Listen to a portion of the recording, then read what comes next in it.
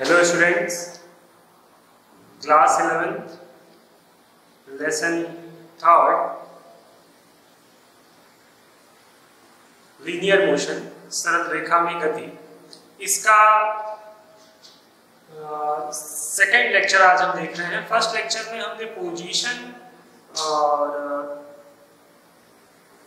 Position को represent करने के लिए कोऑर्डिनेट एक्सिस के बारे में डिस्कस किया था। इस लेक्चर में हम कुछ छोटी छोटी और इम्पोर्टेंट टर्म्स को देखेंगे, डिफाइन करेंगे। तो आइए शुरू करते हैं। पहला टर्म जो हम ले रहे हैं वो है औसत वेग। औसत वेग, एवरेज वेलोसिटी। तो वेग के बारे में आप जानते हैं, दूरी परिवर्तन की दर को वेग कहते हैं, ठीक है। एक कंडीशन ये होती है कि जैसे मान लीजिए आप कोई बाइक या साइकिल ड्राइव कर रहे हैं, चला रहे हैं, तो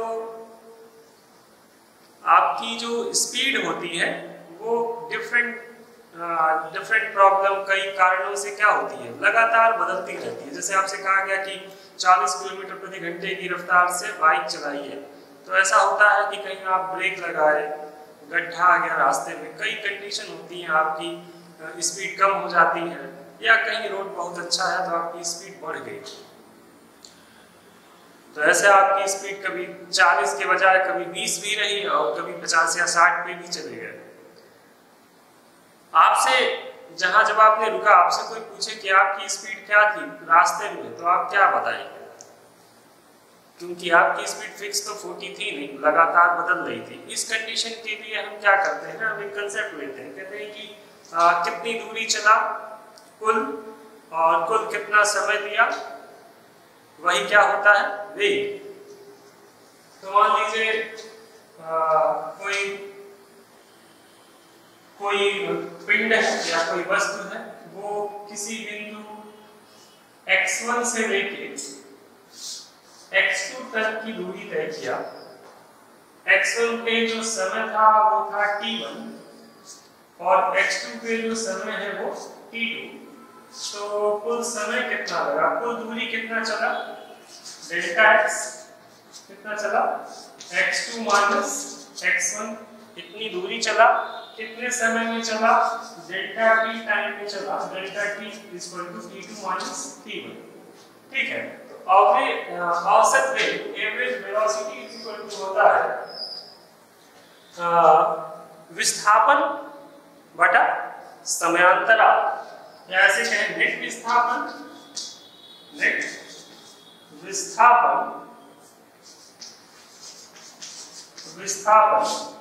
बटा समयांतराल।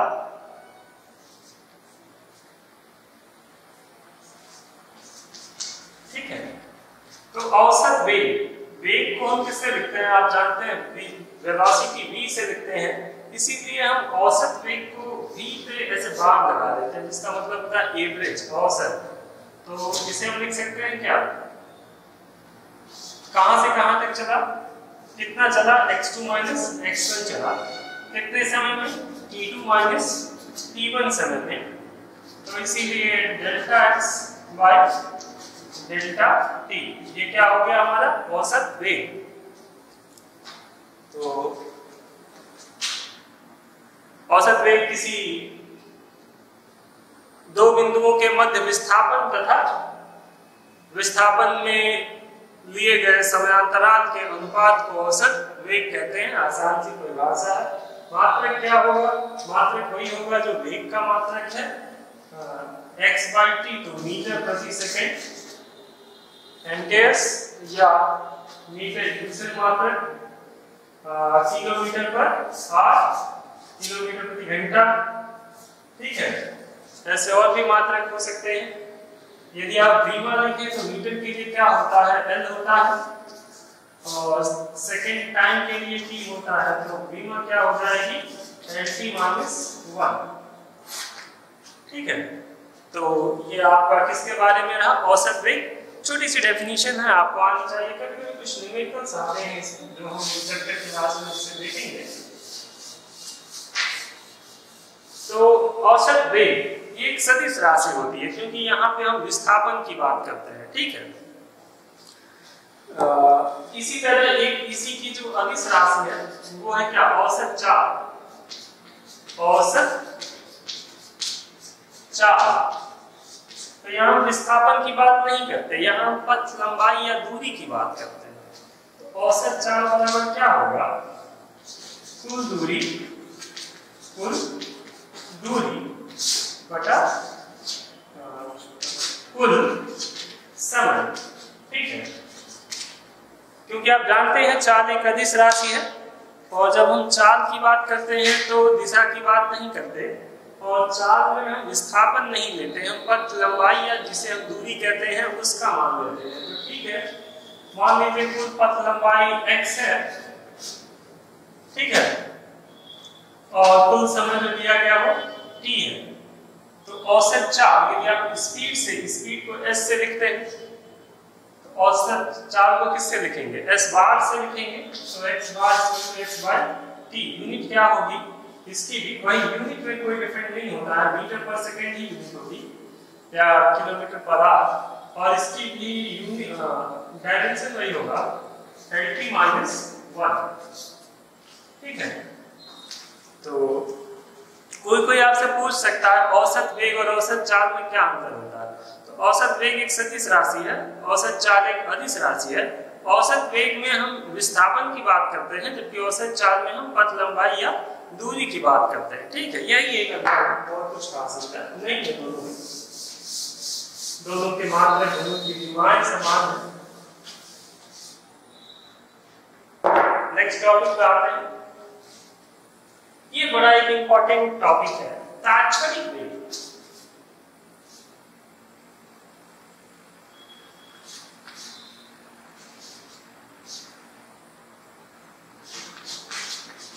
तात्क्षणिक वेग, करंट वेलोसिटी कहते हैं इसको, या करंट वेलोसिटी ही कहते हैं। तात्क्षणिक वेग, जैसे बड़ी दूरियों के लिए आप किसी 100 किलोमीटर दूर से आए, तो आप 100 किलोमीटर दूर बाइक चला के आए, तो वहां जैसे आपको 50 पे बाइक चलानी थी, तो आप बाइक 50 पे नहीं चलाओगे। मान लीजिए आपका औसत वेग कितना है, औसत वेग है आपका 50 किलोमीटर पर आवर, ठीक है।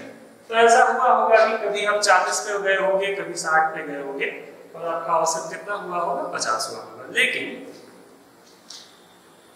यदि आप बाइक चला रहे हो या कोई ड्राइव कर रहे हो और आपसे पूछा जाए कि किसी पार्टिकुलर छोटे से टाइम में आपकी स्पीड कितनी है, जैसे मान लीजिए आप बाइक चला रहे हैं, पीछे बैठा हुआ कोई आदमी आपसे पूछता है कि क्या वेलोसिटी है, तो आप देखोगे मीटर पे, और एक बहुत सेकंड के छोटे हिस्से में भी आप उस मीटर को देख के बताओगे। हो सकता है जब तक आप बताएं तब तक वो कांटा बदल भी जाए कि 45 पे चल रहे हैं, 46 पे चल रहे हैं, इस तरीके से। तो है तो ये भी वेग ही delta x by delta t, लेकिन इसका जो समय है वो बहुत कम होता है। बस जैसे आपको देखने में लगा एक ऑब्जर्वेशन टाइम बहुत कम, तो उसके लिए हम एक कैलकुलस के टर्म का यूज करते हैं, limit delta t tending to 0 del x by del t को हम क्या कहते हैं, तात्क्षणिक वेग कहते हैं। कि जो नापने में डेल्टा t टेंडिंग टू 0, ये कैलकुलस का टर्म है जो आप आगे पढ़ोगे। इसका मतलब ये होता है, ये limit delta t tending to 0 मतलब जो समय है वो बहुत छोटा है, कितना, लगभग शून्य के बराबर। शून्य नहीं होगा क्योंकि आपको नापने में कुछ ना कुछ तो समय लगा होगा, लेकिन फिर भी बहुत छोटा है, इसीलिए मतलब किसी एक क्षण के बराबर से आप कहते हैं ना पार्टिकुलर टाइम। तो इसी को ही आप क्या कहते हो, तात्क्षणिक वेग कहते हो, ठीक है। कहीं कहीं VC से लिखते हैं करंट वेलोसिटी, ठीक, अलग अलग नामों से लिखा जाता है, तो मैं VC यूज कर रहा हूँ, वेलोसिटी C फॉर करंट। तो current velocity of any particle और एनीबॉडी, एनी बाइक, व्हाटएवर। तो ये आपकी तात्क्षणिक वेग के लिए। अच्छा, जब आप कैलकुलस में जाते हो तो इस पूरे के लिए एक dx वर्ड यूज करते हैं, dx by dt है, इसको dx of t कहते हैं। आगे आप कैलकुलस में पढ़ोगे कि इतनी बड़ी चीज बार-बार लिखना कठिन होता है, इसीलिए इसकी जगह एक नोटेशन यूज करते हैं जिसे कैलकुलस में डेरिवेटिव कहते हैं, dx by dt। आप पढ़ेंगे या पढ़ चुके होंगे। तो ये तात्क्षणिक वेग है। तो परिभाषा क्या है तात्क्षणिक वेग का? किसी सूक्ष्म समयांतराल में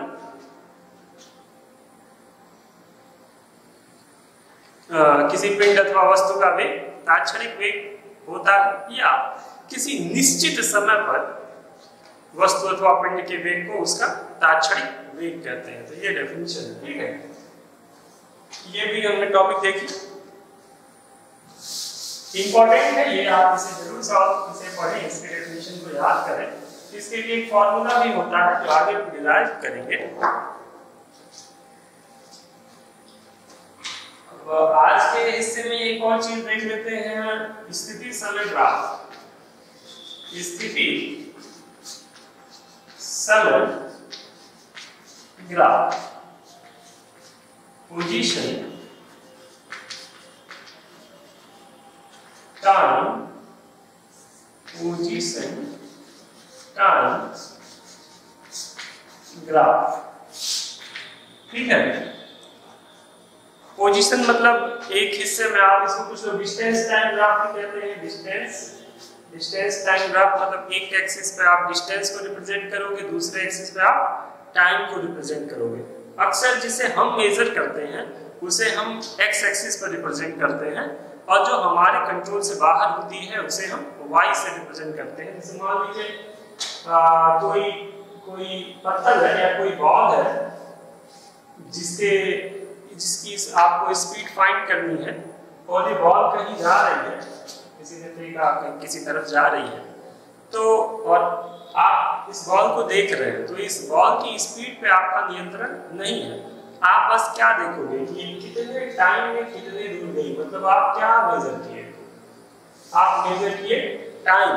तो जिसे आप एक ट्रेंड बता रहा हूं, ऐसा जनरली होता है, जरूरी नहीं हर जगह ऐसा हो। तो हम किसे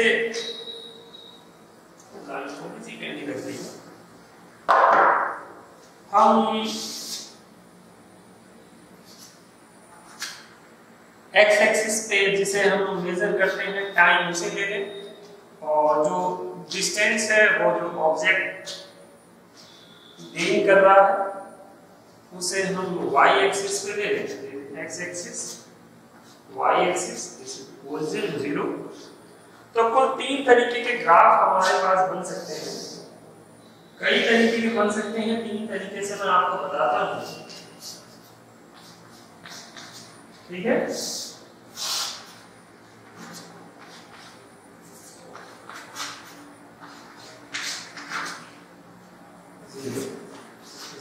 x axis, Y axis, X axis, Y, ठीक है। अब देखिए, कोई मान लीजिए लाइन इस तरीके से बढ़ रही है, ऐसे बढ़ रही है या ऐसे बढ़ रही है, ठीक है। तो इसे आप देखिए क्या होगा, जैसे जैसे आप टाइम एक्सिस पे आगे जा रहे हो, इस डिस्टेंस भी क्या होगी, बढ़ रही है। जैसे मान लीजिए ऐसे हम लाइन खींचते हैं 1 2 3 4 5, 1 2 3 4 5। तो देखिए जब आप 1 पे हैं तो डिस्टेंस भी लगभग कितने पे है, 1 पे है। आप 2 पे गए तो डिस्टेंस भी बढ़ गई, आप 3 पे गए तो डिस्टेंस भी कुछ बढ़ गई। इसलिए यहाँ पे टाइम बढ़ने के साथ डिस्टेंस क्या हो रही है, बढ़ रही है, जो डिस्टेंस ट्रेवल कर रहा है, पाथ है। इसलिए यहाँ पे जो वेलोसिटी होगी वो क्या होगी, पॉजिटिव वेलोसिटी होती है, धनात्मक वेग। मान लीजिए कोई ग्राफ ऐसे है कि मतलब t बराबर 0 पे वो कहाँ था, उसका एक वेलोसिटी थी काफी हाई, लेकिन जैसे जैसे आप टाइम, ये डायरेक्शन है ग्राफ, जैसे जैसे टाइम बढ़ रहा है उसकी डिस्टेंस ट्रेवलिंग क्या होती जा रही है, कम होती जा रही है। मतलब उसकी वेलोसिटी क्या हो रही है, घट रही है। ये इस कंडीशन को कहते हैं निगेटिव वेलोसिटी। एक पहला पॉजिटिव दूसरा निगेटिव। मान लीजिए कोई ऐसा है ना उसकी वेलोसिटी बढ़ रही है ना घट रही है, तो उसको तो हम कांस्टेंट टर्म देते हैं, ये वाला कांस्टेंट टर्म। लेकिन एक है मान लीजिए कोई वस्तु रुकी हुई है, तो रुकी हुई है मतलब उसके डिस्टेंस में कोई चेंज नहीं हो रहा, तो एक ऐसे स्ट्रेट लाइन एक स्ट्रेट लाइन खींच सकते हैं। देखिए मान लीजिए 1 2 3 4 है, तो टाइम जितना भी बढ़े डिस्टेंस हमेशा कितनी रह रही है, 4, यानी डेल्टा x कितना हो जा रहा है, x में कोई चेंज आ रहा है नहीं, 0। तो वेलोसिटी क्या होगी, delta x by delta t। Delta x 0 है तो डेल्टा t कुछ भी हो वेलोसिटी क्या हो जाएगी, 0। तो इसे हम कहते हैं क्या, v = 0, स्टैटिक कंडीशन या विरामावस्था का स्थिति समय ग्राफ। ऐसे कई ग्राफ हो सकते हैं, आप बनाएं, एनालाइज करें। इस वीडियो में फिलहाल इतना ही, नेक्स्ट वीडियो में हम कुछ और देखेंगे। कोई दिक्कत हो तो कमेंट करें। Thank you.